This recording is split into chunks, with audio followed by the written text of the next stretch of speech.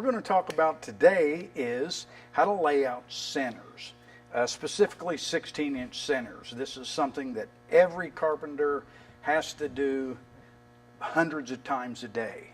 And so what we're going to do is lay out 16-inch centers. And the reason we have to lay out 16-inch centers is because all of our sheeting materials, everything is usually 4 foot by 8 foot or divisible by 4 foot.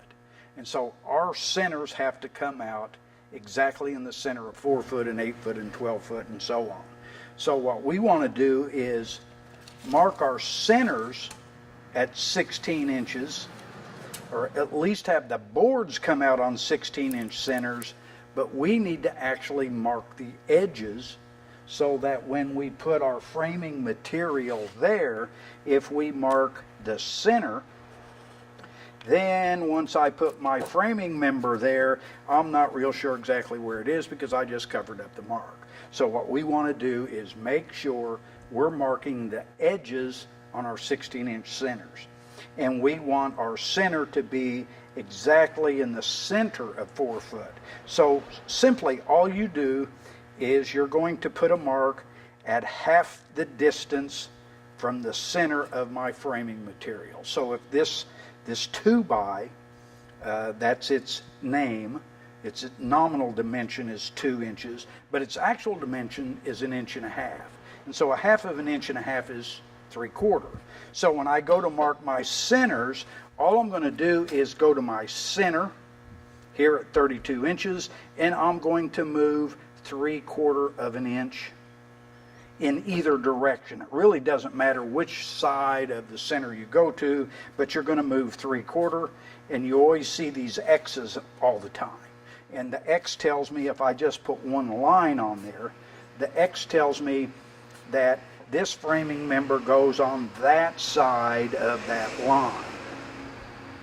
Because oftentimes you're going to be laying out and the people nailing this on are on a different part of the job because you got to stay ahead of them.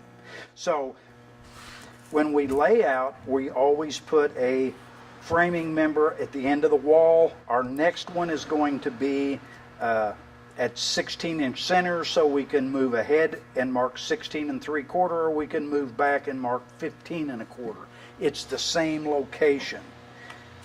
It will still be exactly right there. And then all we have to do is continue on till we run out of wall or run out of area. And every tape manufacturer marks their 16-inch centers in some designation. Stanley, which is the tape I have here, uses these red boxes.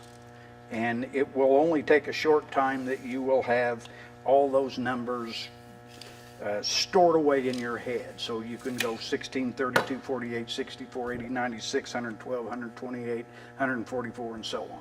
So that's really all there is to laying out 16-inch centers. Now if you're going to do 2-foot centers, it's the same thing.